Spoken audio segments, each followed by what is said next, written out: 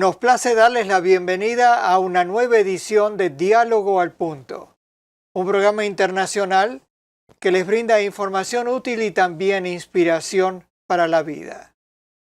Hoy tenemos nuevamente en el estudio al doctor Roberto Biaggi, que es catedrático e investigador en el campo de la paleontología y las ciencias naturales. Nos place darte la bienvenida otra vez, Roberto. El gusto es mío, un placer estar nuevamente con ustedes. Gracias. Traigan a los jóvenes a la pantalla para hacer una gira por una de las islas más interesantes del planeta.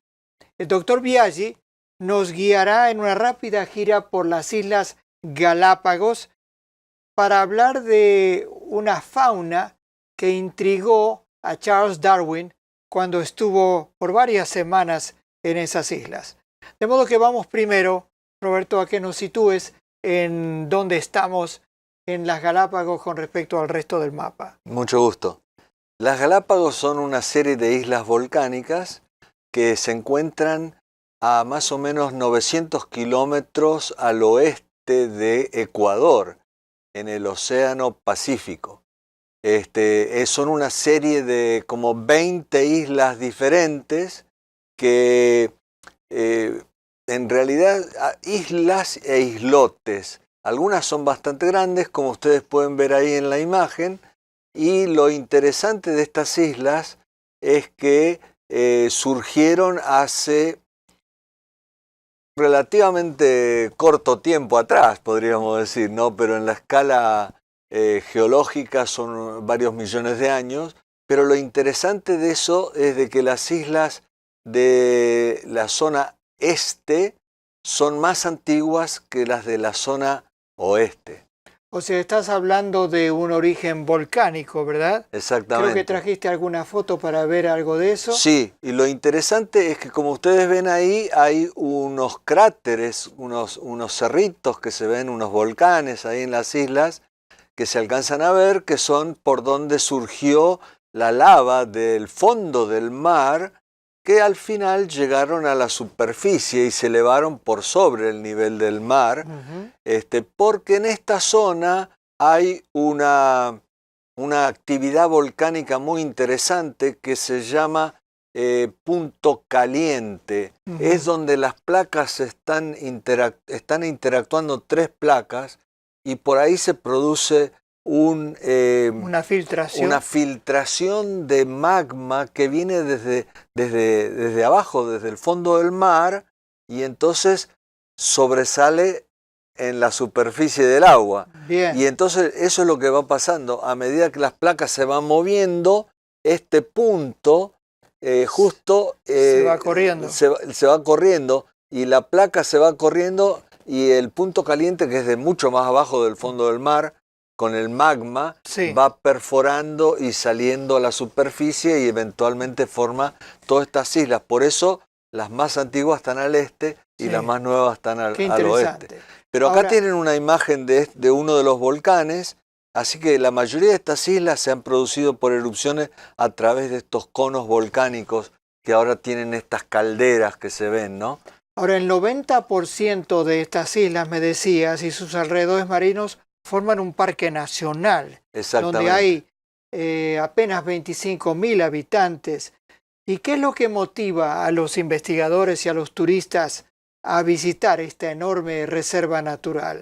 Bueno, una de las cosas que más llama la atención, aparte del significado filosófico, porque acá Darwin, cuando visitó, él pensó que estaba viendo algunas evidencias para formular luego su teoría de la evolución.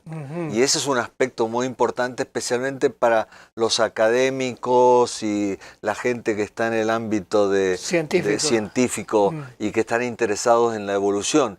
Pero otro de los atractivos principales es la cantidad de especies únicas que de animales y de plantas que se encuentran en ese lugar, ¿no? Veamos la siguiente imagen, porque aquí empezamos a ver algunas de las aves. ¿Qué es? Sí, este es un cormorán que a diferencia de otros que hay en otras regiones del mundo, no puede volar. Ujú. Así que es un cormorán que no vuela, así que anda por el agua y sale a la superficie, está en las rocas. Y ahí se Este, estará secando tal vez y un a poco. lo mejor se está secando, sí. Sí, sí. Otro tipo de aves, porque hay una variedad de aves muy interesantes Ujú, que se han adaptado a vivir en ese lugar, son los piqueros. ujú, Los piqueros se presentan de varias variedades, valga la sí. redundancia, pero estos son llamados piqueros de patas azules, y Ujú. ustedes notarán por qué, ¿no es cierto? Y algo muy curioso de esta especie es que en el cortejo, a Con la las hora de hembras. reproducirse, los machos hacen una danza, y ahí a la izquierda se ve uno de ellos danzando a la hembra, que parece muy distraída, ¿no? Sí, Pero bueno, así la van conquistando y eventualmente pueden formar una aparear. pareja y aparear para tener descendientes. Bien. Lo curioso es que también hay piqueros de patas rojas. Ujú. Son muy, muy parecidos, pero es una especie un poquito diferente. Pero es el mismo tipo de animal. O sea que podemos ver acá un poquito de la diversidad que ha ido apareciendo en las islas desde que se colonizaron con los piqueros. ¿Y se alimentan principalmente de peces? Estos piqueros no estoy seguro Ajá. la dieta que tienen, pero es muy probable que muchos de estas aves sean Pescadoras. pescadoras. Sí. Sí, sí. Bien. Otro animal que te llama la atención. El otro grupo de animales fascinantes son los reptiles, entre ellos estas iguanas. Ujú, Esta es una iguana terrestre ujú, que habita la superficie de varias de las islas ujú. y nunca se mete al agua. Ajá. ¿Y por qué digo esto? Porque también hay otras iguanas que viven a la par de las terrestres e incluso en buena parte de su vida están en la superficie, pero muy cerca del agua, porque se han acostumbrado a alimentarse de algas y plantitas marinas que están debajo del agua. Así que están cerca de la costa y van y se tiran y nadan y se van a comer la alimentación que encuentran en el fondo del mar, ¿no?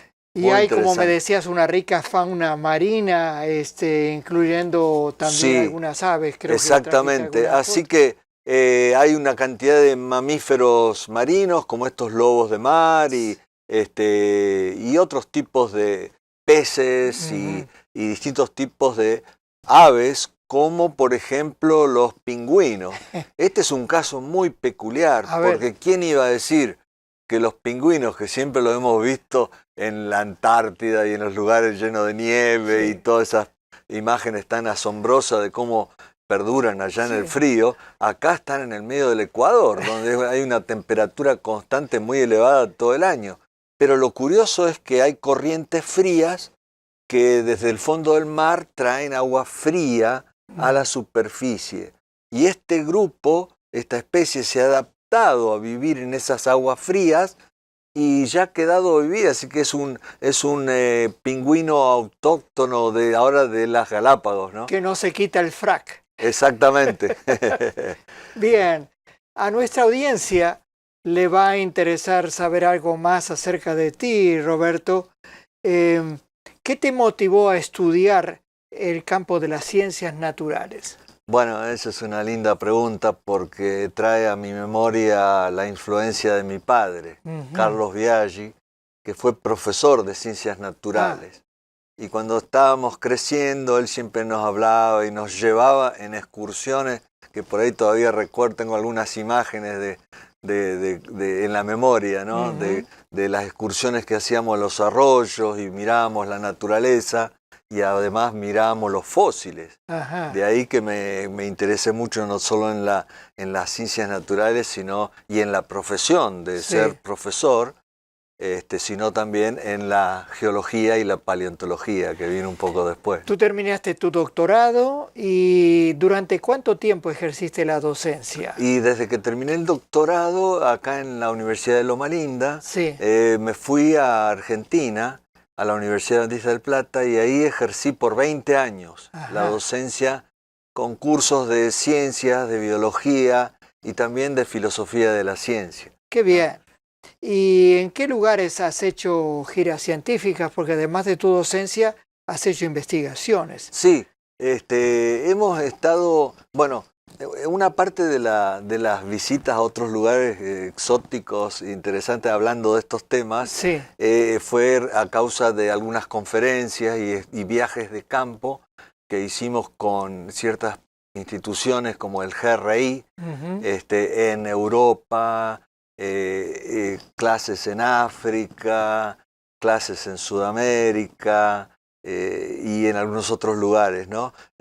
Pero las investigaciones más que nada se han restringido a Sudamérica, Argentina, y también acá en Norteamérica, en Wyoming, Utah y Colorado, donde hemos hecho muchas investigaciones con los colegas de acá de la Universidad de Loma Linda. Bien, pues vamos a hacer un breve paréntesis.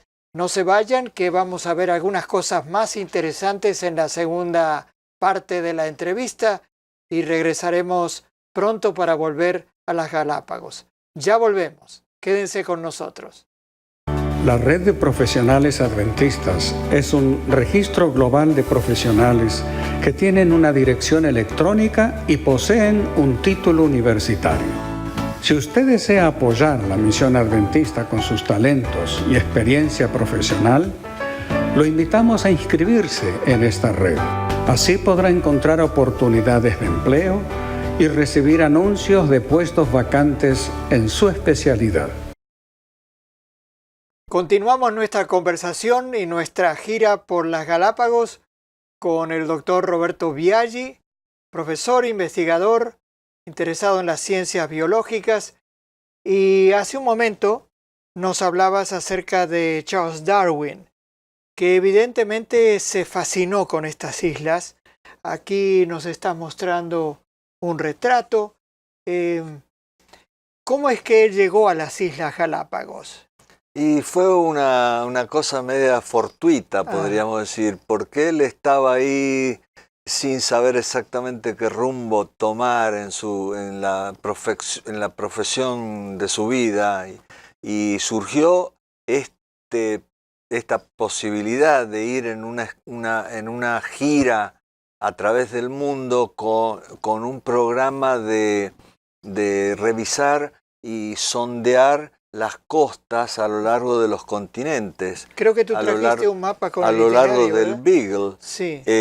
Y el capitán Fitzroy, que comandaba la nave, así que lo llevaron como naturalista. Ajá. Para observar la naturaleza en las regiones donde estuvieran. Un itinerario ¿no? muy extenso. Sí, ¿Cuánto alrededor. tiempo le llevó? Y como 3 años. Oh, fíjate. Sí, y salieron de Inglaterra y llegaron a Sudamérica y estuvieron en Argentina, en Uruguay, dieron la vuelta por las islas, incluso en las Islas Malvinas. Ajá. Y después dieron la vuelta alrededor hacia el Estrecho de Magallanes, pasaron por Chile cuando justo hubo un gran terremoto, Sí. y así que a él le interesó la parte geológica de todo eso, y después pararon en Perú y por fin en las Islas Galápagos. Sí. Y digo por fin, porque sin saberlo él, porque esto era tierra incógnita, claro, para Darwin, y ya venía viendo algunas cosas en Sudamérica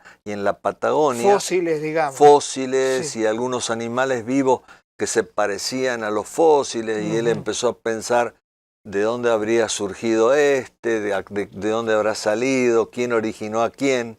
Y cuando llegó a las Galápagos, descubrió toda la fauna y la flora que estuvimos hablando anteriormente. ¿Algo en particular, los pinzones? Y él le fascinó, no tanto los pinzones, aunque se dio cuenta de que habían estos pajaritos que podemos ver acá en una imagen. Sí. Y él vio que había varios tipos de estos pájaros muy parecidos en diferentes islas. Sí. Y entonces ahí empezó a pensar, bueno, ¿y qué significará esto? ¿Cómo se habrán originado? ¿De dónde habrán salido? Porque como estas son islas, de algún lado tuvieron que salir el primero que llegó a la isla. Claro. ¿Y cómo se habrán ido diferenciando y cambiando? Entonces, juntó, coleccionó algunos, y acá tenemos una muestra de la colección que ahora está en el museo en Inglaterra. La mandaba a un experto ornitólogo que confirmaba qué especies eran, y incluso a las desconocidas les ponían nombres y todo, y resultó ser que estas son especies diferentes. Después, cuando llegó de vuelta a Londres, al principio no se había dado tanta cuenta de la importancia de estos pinzones, pero cuando llegó a Londres sí, cuando le dijeron que estas eran todas especies diferentes, empezó a pensar, ¿y cómo se habrán originado unas de otras? Porque ahí en la imagen podemos ver que los picos de estos son bastante diferentes unos de otros. A ver, veamos. Incluso este es de una publicación que hizo el ornitólogo de las aves que Darwin coleccionó. Acá se ve la gran diferencia entre los picos, ¿no? La cuestión es que fue algo muy importante, porque después la ciencia evolutiva, más adelante, Darwin no enfatizó tanto los pinzones en su libro El origen de las especies, pero los evolucionistas después sí enfatizaron mucho esto como parte del proceso de la selección natural y de la evolución de nuevas especies a partir de un antepasado común. Y hoy todos están de acuerdo, y nosotros como mirando con otra vista, ¿no? Podemos reconocer que sí, evidentemente estos tuvieron que aparecer porque no están en el continente. Pero uno se parece mucho a un antepasado, el que está abajo, que es el antepasado que vino de Ecuador. Y después las otras se fueron modificando y adaptando a distintos ambientes y distintos alimentos, y se aislaron reproductivamente, y por eso las llamamos especies diferentes. Pero de pinzones. Pero solo de pinzones. Ahora, hablamos de los picos ahí, porque a la gente le va a interesar, a los que nos están mirando. ¿Qué pasa con el tamaño y la forma de los pinzones? Eso es lo importante. Lo interesante es que los picos van cambiando de acuerdo al medio ambiente, y una pareja de investigadores, los Grant, que estuvieron por muchos años estudiando, notaron de que en una temporada de mucha sequía, el pico de algunos pinzones en proporción, cuando se hace un cálculo estadístico, una mayoría permanecían más los pinzones con pico grueso que los de pico fino, porque los pinzones de pico grueso podían partir las semillas grandes y duras de las plantas que habían sobrevivido a la sequía. Pero lo curioso, entonces algunos pensaron, esto es fantástico, esto es mucho después de Darwin, ¿no? Pero dijeron, fantástico, esto nos muestra cómo un ave de un pico puede ir cambiando a otra de otro pico, y después más allá, y cambiar a algo diferente, a una especie diferente. Pero lo que encontraron los Grant es que unos años después, cuando hubo una gran tormenta del Niño, y crecieron todos los tipos de planta, ahora había semillitas chiquitas, la población de pinzones volvió a tener la misma proporción de picos pequeños y grandes. O sea que en realidad no evolucionó hacia algo diferente, sino que cambió por un momento y después volvió a ser como era antes. De modo que tú tienes incluso una imagen aquí que me mostraste de una estampilla que salió con esa idea de picos de distinto tamaño. Ahí está. El gobierno de Inglaterra, en base a la importancia que se le dio después a este caso de los pinzones como un ejemplo de que la evolución puede ocurrir, lo recuerda con esta imagen de dos pinzones con picos muy diferentes, ¿no? De modo que esto que me vienes explicando se relaciona con los límites de los cambios que ocurren dentro de las especies. Sí. O sea, hay ciertos límites, parece. Estos no se convierten luego en loros. No. Se quedan... Y todos los distintos tipos de pájaros que están en la isla ahora, como vimos antes, en realidad han tenido que venir a poblar la isla de otro lugar, y después formaron algunas variedades como las patas rojas o las patas azules de los piqueros. Pero siguen siendo piqueros. Siguen siendo piqueros. Sí. Así que los pinzones no son una demostración de macroevolución, sino que son una evidencia de microevolución y de especiación, que los creacionistas, con los cuales los creacionistas no tienen ningún problema, Claro. porque es algo que se observa. O sea, los perros varían, pero siguen siendo perros. Siguen siendo Ya perros. no son gatos. Así que hay una limitación genética a cuánto pueden cambiar y variar dentro de una especie, ¿no? Ahora, sigamos un poquito, nos quedan algunas imágenes más que trajiste. Otro animal que también tiene algo parecido a los pinzones, pero no son para nada pinzones, son las tortugas llamadas Galápagos, de ahí viene el nombre de las islas. Y resulta que estas son fantásticas, se las conoce desde esa época hasta ahora, y son prácticamente únicas en el mundo. Creo que hay 1 o 2 lugares más en el mundo donde hay tortugas así de grandes. Esta me hace acordar a un espécimen que encontraron el único sobreviviente de una isla y lo llamaron el solitario George, porque era el único, era como este tipo, pero lo trajeron a la isla donde está el laboratorio Charles Darwin para ver si podían hacerlo reproducir, para poder volver a poner esta especie en esa isla, pero no tuvieron suerte.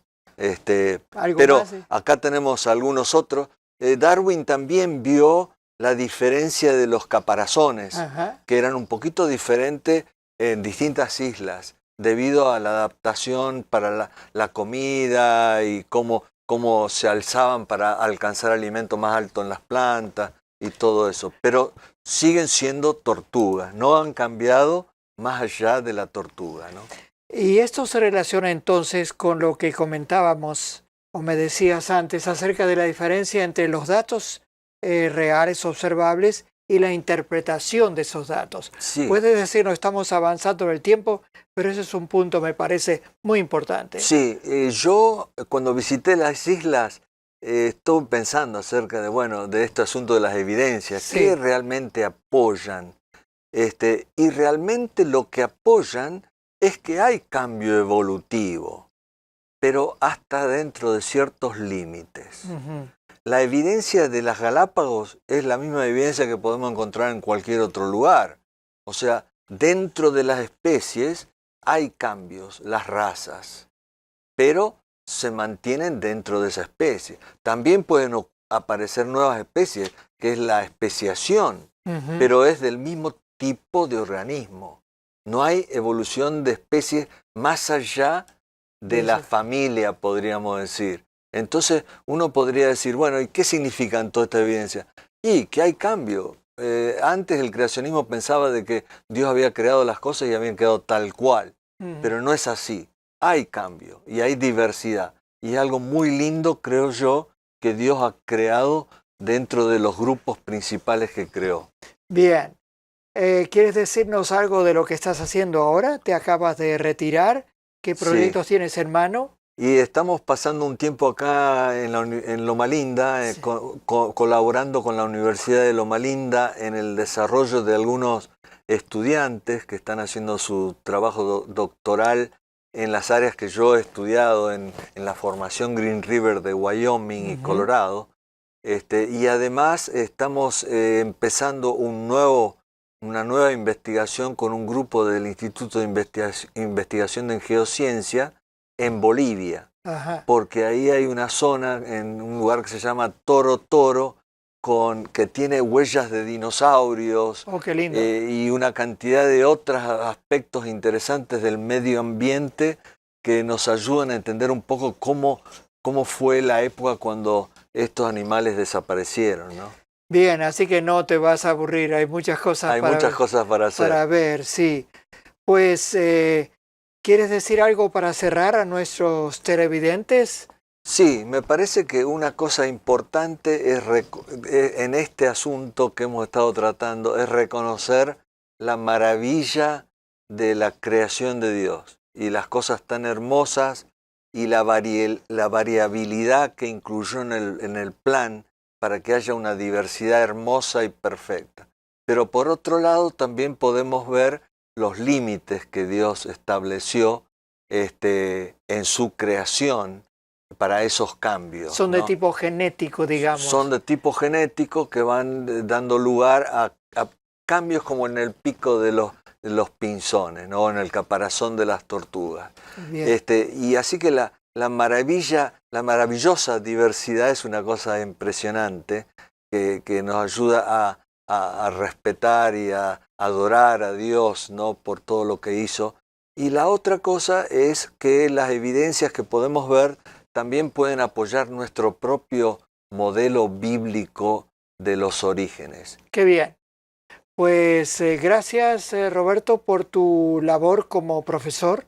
Has formado a mucha gente, a muchos estudiantes, y ahora sigues investigando, de modo que no estás en realidad jubilado, sino que sigues aprendiendo y sigues estudiando. Y a nuestra audiencia le agradecemos por haber seguido esta conversación que hemos tenido con el Dr. Biaggi, y los invitamos también a que nos interesemos en el mundo natural y lo protejamos, porque podemos dañarlo. Dios nos ha encargado a nosotros a cuidar de este jardín en el que nos ha localizado. De hecho, no hemos mencionado que un aspecto valioso de las islas es justamente ese. La protección. La protección, porque hay muchas especies que están en peligro de extinción debido a la acción del hombre, ¿no? Así que tenemos que ser custodios responsables sí. de este jardín hermoso que todavía podemos observar y criar a nuestros hijos para que la respeten a la naturaleza creada y mantengan en lo posible esta belleza. Así que hasta la próxima edición de Diálogo al Punto, en que tal vez lo volvemos a invitar al Dr. Biaggi para que nos cuente algo más interesante. Que Dios los bendiga abundantemente. Adiós.